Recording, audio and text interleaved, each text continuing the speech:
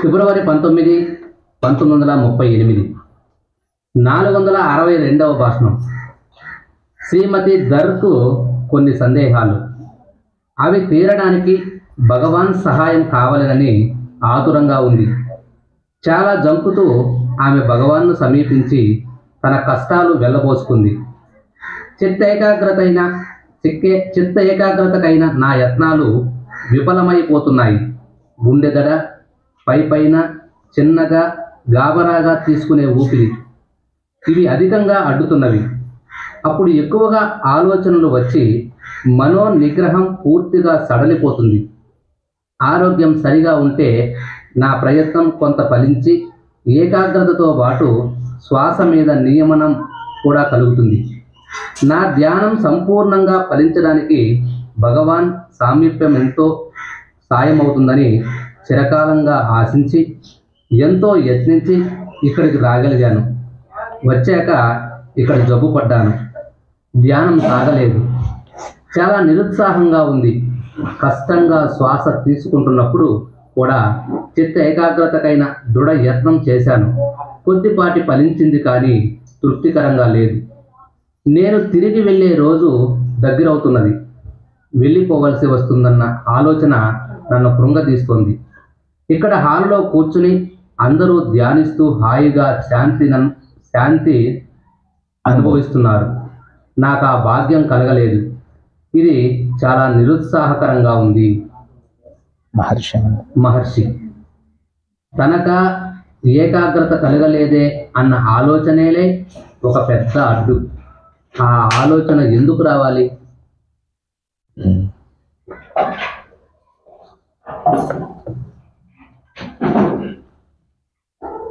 ముందు వారంలో కూడా మనం శ్రీమతి దర్ ఆవిడ అడిగిన ప్రశ్నలకు భగవాన్ రమణులు చాలా చక్కటి సమాధానాలు చెప్పారు. ఆరోగ్య సమస్యలు ఆధ్యాత్మిక సాధనను దెబ్బతీస్తున్నాయి ఎలా అని మహర్షిని అడిగింది అమ్మ. నిజమే. ఎందుకంటే ఆధ్యాత్మిక సాధన పరిడి వెళ్ళాలంటే ఆరోగ్యం తప్పనిసరి. బహువిధాలైన ఆరోగ్యం దెబ్బతీసింది అనుకోండి, భగవంతుని మీద మనసు నిలకడగా ఉండదు. ఏ ప్రభు, నేను నీ పద సన్నిధిలో కూర్చొని హాయిగా ధ్యానం చేయాలని ఉంది, కానీ నాకు గుండె దడ, ఊపిరి పీల్చుకోవడంలో ఇబ్బంది, నేను శరీరం కాదు అన్నటువంటి ధ్యాస నేను ఎంత ప్రయత్నించినా కూడా ప్రభు సడలిపోతూ ఉంది. కాబట్టి నేనేం చేసేది? నేను త్వరగా ఇంటికి వెళ్ళవలసినటువంటి సమయం కూడా ఆసన్నమైంది. అయినా మీరు చెప్పినటువంటి సాధన పరిపక్వత సాధించలేదనే బాధ ఒక పక్క ఉంది. కాబట్టి భగవాన్, నాకు నిరుత్సాహంగా ఉందయా, ఏం చేయాలి అని బాధపడుతూ ఆమె, నా చిత్త ఏకాగ్రత కుదరటం లేదు. నిజమే. అందుకని మహాత్ములు శరీర మాధ్యం కలు ధర్మ సాధనం. శరీరాన్ని మనం చక్కగా ఉంచుకొనకపోతే ఆధ్యాత్మిక సాధన కొనసాగించలేం. అయితే మొదటిలో శరీర ఆరోగ్యాన్ని కాపాడుకోండి. సాధన చేయగా చేయగా ఆ ఆరోగ్యానికి ఎటువంటి భంగం కలిగిన చివరి దశలో ఆధ్యాత్మికమైనటువంటి అంతరంగానికి ఇబ్బంది లేదండి. అర్థమైందండి? సాధన చేయగా మొదటిలో శరీరానికి ఏమైనా నొప్పి కలిగితే అమ్మో నా మనసు నిలబడలేదే అనొచ్చు. కానీ శరీరముకు ఎటువంటి అనారోగ్యమైనా సరే నా ఏకాగ్రత భగవంతుని మీదనే నిలుపుతాను అన్నటువంటి సాధన కొనసాగిస్తూ వెళితే చివరకు కృష్ణ పరమాత్మ చెప్పినట్లుగా మనం చేరుకుంటాం. ఏమనండి? అంతకాలే చ మామేవ స్మరణ ముక్త కలేబరం యః ప్రయాతి సమద్భావం యాతి నాస్త్రస్య సంశయః. అది విషయం. కాబట్టి అంతరంగాన్ని ఆ విధంగా మనం ప్రయత్నించుకోవాలి. దానికి శరీరం అవసరమే.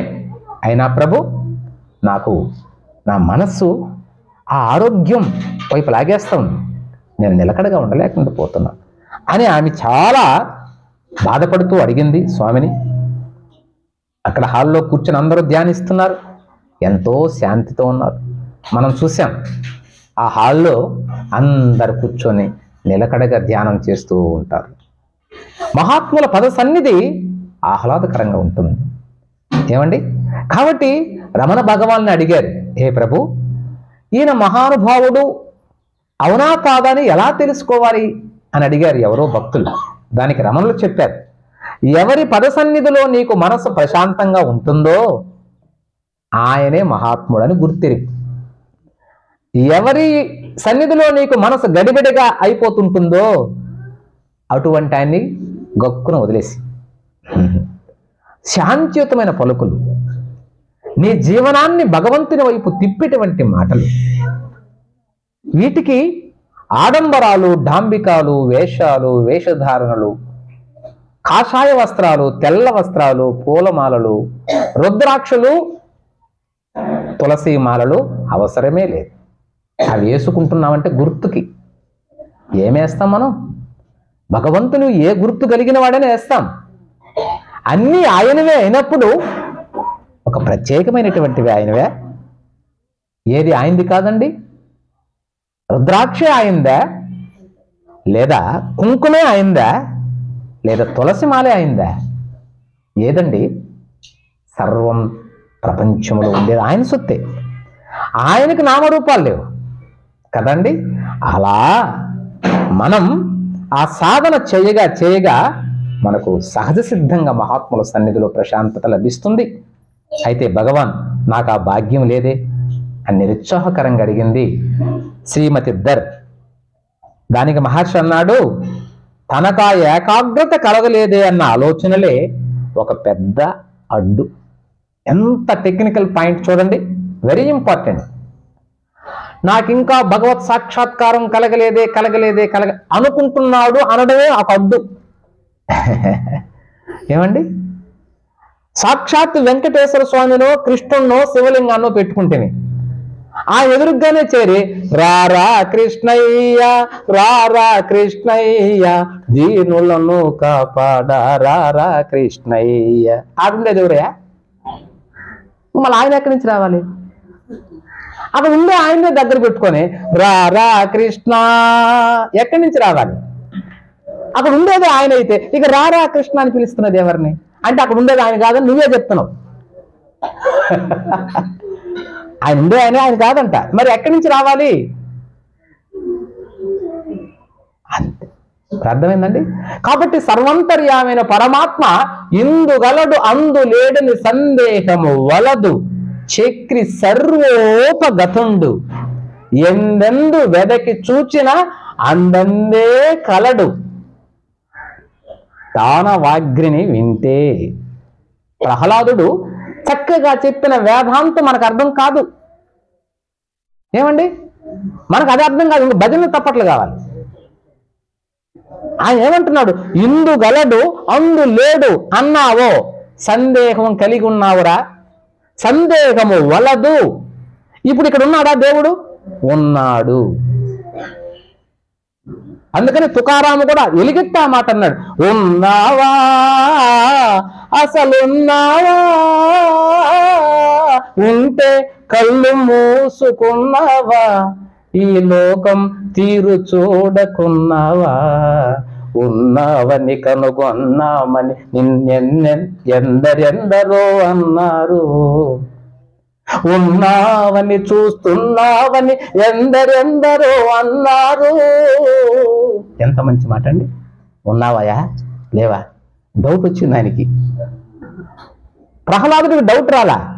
ప్రహ్లాదుడికి ఎందుకు డౌట్ రాలేదంటే ఎక్కడా చూశాడు ఆయన వేదాంతి. ఈయన కూడా చూశాడు తుకారాం పాపం, కానీ అది ఏదే సందర్భంలో అలా వచ్చింది ఏమండి. కాబట్టి ఇందు గలడు అందు లేడు. నాయన రాజుల పాలనలో ఉన్నాడు, వెంకటగిరిలో లేడు అన్నారనుకోండి, జ్ఞానం కలిగిందా? లేదు. ఏనా? ఎక్కడ ఉన్నాడు? అందుగలడు ఇందుగలడు అందులేడు అని సందేహము వలదు. చక్రి అంటే ఉన్నానా? చక్రి అంటే కృష్ణుడు, మధురం కొడుకు కాదు. కాబట్టి చక్రి సర్వ ఉపగతుండు, సర్వం ఆయనే తనై ఉన్నాడు. చక్రి సర్వోపగతుండు. ఎన్నెందు, ఇక్కడ కీ పాయింట్ ఉంది మనం గ్రహిస్తే, ఎన్నెందు అందుగలడు ఇందు లేడని చెప్పి మళ్ళీ ప్రహ్లాదుడు ఏమంటున్నాడు, ఎన్నెందు వెదకి చూసిన, ఇక్కడ పెట్టాడు బేగం చెవి. ఇది మనం గ్రహించాం. నువ్వు ఆయన చూడాలంటే ఎట్ట చూడాలి? నువ్వు వెదకి చూడు, వెదకితే కనిపిస్తాడు. మరి నేను ఎదుగుతూనే ఉన్నాను స్వామి. నాకు ఏం ఎదుగుతున్నావు నాయన? ప్రపంచాన్ని ఎదుగుతున్నావు. ప్రపంచానికి ఆధారమైన పరమాత్మని వెతుకుటలేదు. ఆయన ప్రపంచానికి ఆధారమై కనబడుకుంటున్నాడు. ఏనాన్న నన్ను చూశారనుకోండి, ఈయన గోపి, ఈయన హెడ్ మాస్టర్, ఏనాయనా ఈయన ప్రతి ఆదివారం ఆశ్రమానికి వస్తాడు, ఈయన ఇది ఆయనది, ఈయన తెల్లంగా ఉన్నాడు, ఈయన ఎంటుకలు బాగలేదు, రకరకాలుగా చూస్తారు. ఇప్పుడు నన్ను ఏం చూస్తున్నారు మీరు? పై రూపం చూస్తున్నారు. ఆ శరీరము కూడా నవ రంధ్రములతో కూడిన శరీరమే. ఆ దేహములో కూడా పరమాత్మే ఉన్నాడు. దేహము ఆయన పరమాత్మ ఇచ్చిన దేహమే, ఆయనదైనా నాదైనా అని వెదకుట, సీకింగ్. ఏనా వెదకటం అంటే అది అర్థమవుతుంది నేను చెప్పేది. ఆయన చూసాం, రోసైన ఆయన మావాడే, ఆయన మా క్యాస్ట్, మావాడిలే. ఇప్పుడు నువ్వు వెదకుతున్నావా? చూస్తున్నావా? చూస్తున్నావు. వెదకి చూడడం అంటే రోజైన ఆయనలో ఉన్న ఆత్మ ఒకటే, ఆయనలో ఉన్న ఆత్మ ఒకటే. కుక్కలో, నక్కలో, సునకలో, దేనిలో పరమాత్మే అనుకుంటే వెదకి చూచుట. లేదా బాహ్య రూపం చూసి ఆయన ఏ కులము, ఆయన ఏ వర్ణము, డబ్బులుందా లేదా, ఆయన ఏమైనా పనికొచ్చేవాడా కాదా, ఆయన దగ్గర నేను సహవాసం చేస్తే ఏమైనా లాభం ఉంటుందా? ఇప్పుడు చెప్పండి, ఆయనతో నువ్వు వెతుకుతున్నావా పరమాత్మని? లే.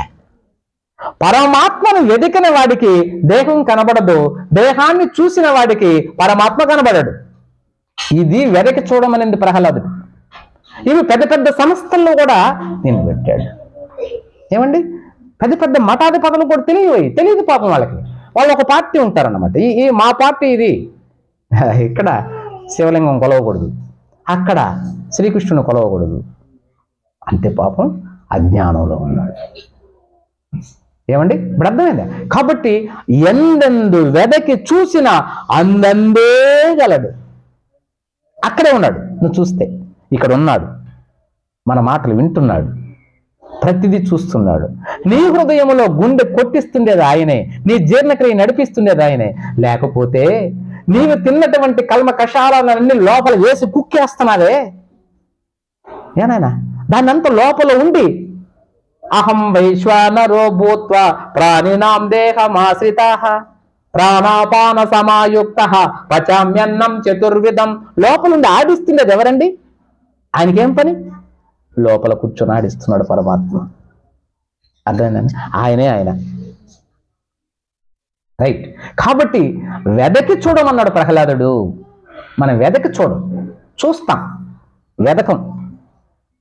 అందుకని పరమాత్మకు వెన్నంటే ఇష్టం అంటే వీళ్ళు అనుకుంటున్నటువంటి ఆవు పాలల్లో నుంచి చిలికిన వెన్న కాదు. వెన్నంటే నందుడికి కొన్ని లక్షల ఆవులు ఉన్నాయి. ఆ వెన్న కాదరా బాబు, వెన్న నవనీతం. నీ హృదయములో భక్తి ద్వారా వికసించిన వెన్న. నీ భక్తి వికసించాలి. మృదుత్వం వస్తుంది మళ్ళీ. అప్పుడు మృదుత్వం వచ్చి సాఫ్ట్గా ఉంటాం మనం.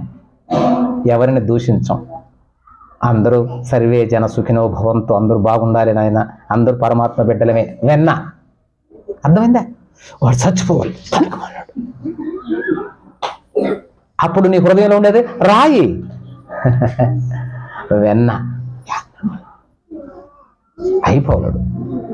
ఇప్పుడు చెప్పండి, రాయి వెన్న కలిగితే నీ హృదయం చాలా సుకుమారంగా మారుతుంది. ఈశ్వర, వాళ్ళు తెలియకేదో అలా అంటున్నారు, వాళ్ళు బాగుపడాలి, అందరూ నీ బిడ్డలే, నీ బిడ్డలు కాని వారు ఎవరు తండ్రి అనుకుంటే మన హృదయంలో వెన్న చిలికి వెన్న పుట్టింది.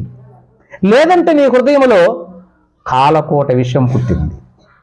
కాలకోట విషాన్ని, నీ హృదయాన్ని, క్షీర సముద్రాన్ని మధించి నువ్వు పైకి తీస్తావా, వెన్నను పైకి తీస్తావా అనేది మన సాధన మీద, మన వెదకుట యందు ఉంటుంది నాయన. అది దాని అర్థం. కాబట్టి అలా వెళ్ళి మనం ఆధ్యాత్మిక సాధన సంతరించుకోవాలి. అప్పుడు కృష్ణతత్వం శివతత్వం. ఏ తత్వం అని అర్థమవుతుందని భగవాన్ చెప్తున్నాడు. అందుకని ఆ అమ్మను, అమ్మా ఏకాగ్రత కలగలేదే అన్నటువంటి భావనే తప్పు. ఏమండి, అర్థమైందా? నాకు భగవంతుడు కనబడలేదే అని అంటున్నావంటే తప్ప ఒప్పమ్మా? నా కోసం చెప్పకండి, బాగా చెప్పండి. తప్ప ఒప్ప? నువ్వు భగవంతుని చూస్తున్నావా లేదా? భగవంతుని చూస్తున్నారా లేదా?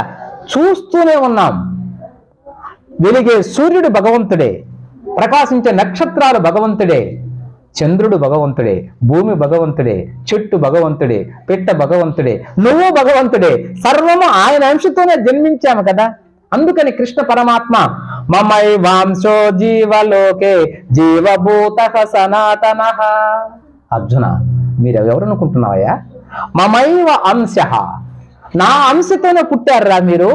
నేనే, నా అంశలంటే నేనే. మమైవ అంశ జీవలోకే జీవభూత సనాతన. ఈ సృష్టిలో ఉన్న సకల భూతములు, ఏనన్నా సకల భూతములు కూడా, చరాచర సృష్టి అంతా కూడా ఎవరండి? నా అంశ. నా అంశ అంటే నా బిడ్డలే. తండ్రికి కొడుకు వేరే ఏమైనా తేడా ఉందండి? లే. తండ్రి ఆస్తికి బిడ్డలు వారసులు కారా? మరి నా అంశతో పుట్టిన బిడ్డలని ఆయన ఒక పక్క చెప్తుంటే, స్వామి నువ్వు ఎక్కడున్నావయ్యా, వైకుంఠంలో ఉన్నావా